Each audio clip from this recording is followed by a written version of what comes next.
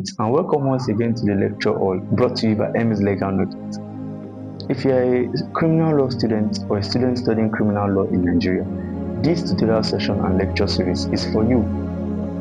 It is a well-settled and fundamental principle of Nigerian criminal jurisprudence, and the position in another jurisdiction is same, that for a person to be held liable and guilty as to the commission of an offence, there are certain elements that must be established to be in existence.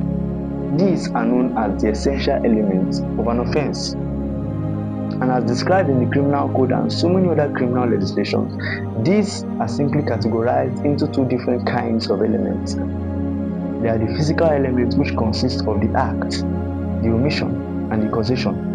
And there are also the mental elements, which basically consist of the intention to commit a particular crime. This is a fundamental principle. However, it is of fundamental importance that we note that this is not absolute, as there are some particular kind of offences where the act alone, which is the physical element, is enough to make someone liable to punishment as to the commission of an offence. A close examination of the decisions of the court in Dosunmu and Commissioner for Customs and Excise will reveal to us three different kinds of offences in Nigeria as described for by the law.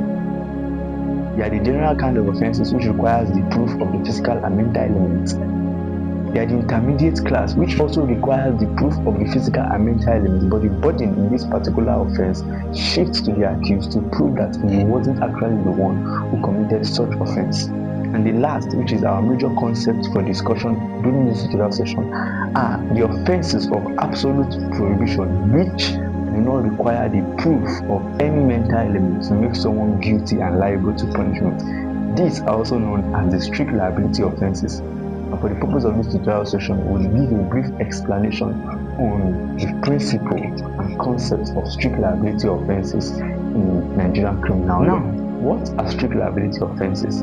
They are very simple to understand.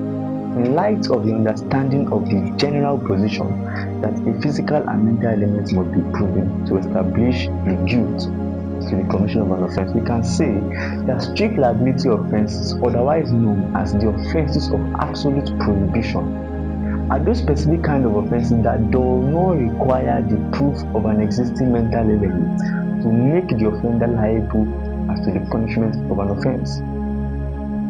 This can be seen as an exception to the general rule provided for in Section 24 of the Criminal Code, which prevents someone from being liable and held guilty as to the commission of an offence which occurs independent of the exercise of his will. In strict liability offences, the only thing that needs to be proven by the prosecution is the act or omission itself. And the major purpose for the establishment, the creation, and enactment of offences like this are tied to the purpose of protecting the welfare of the society and generating funds for the state.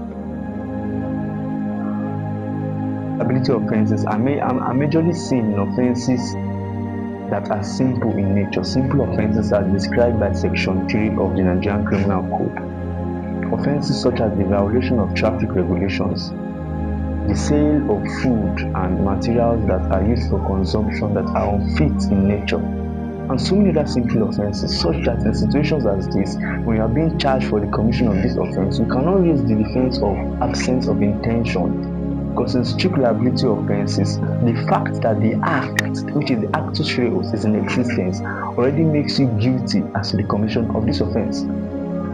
The case of Carlo and Tilstone lends an authoritative guidance in the proper understanding of the nature of this kind of offences. In this case, the accused was charged for the offence of selling meat that is unfit for consumption. Upon conducting specific investigations, it was found that there was no fault on the part of the accused, who is the meat seller, because before selling the meat, a veterinary doctor actually came and verified the quality of the meat, saying it is good for sale. So in this situation, the accused was neither negligent nor intentional, but the court still held that because of the nature of this kind of offences, which are tied for the major purpose of promoting and protecting the welfare of the state, it is not relevant and it is immaterial that there is an absence of intention. So therefore, while we already understand the general principle as indicated by the maxim actus non facit nisi mensit re, which says that a person will not be held liable and guilty as to the commission of an offence when he is not legally blameworthy. It also serves as an exception to the general doctrine of no liability without fault, where persons would also be held guilty and punished as to the commission of an offence where that commission is not as a result of the person's fault, the person's intention, the person's negligence, or any other intention and other mental elements provided for in the criminal code. This is the position of the law, and we are charged for the commission of offences like this as seen in the criminal code. The prosecution only need to prove that the act or the omission is in existence.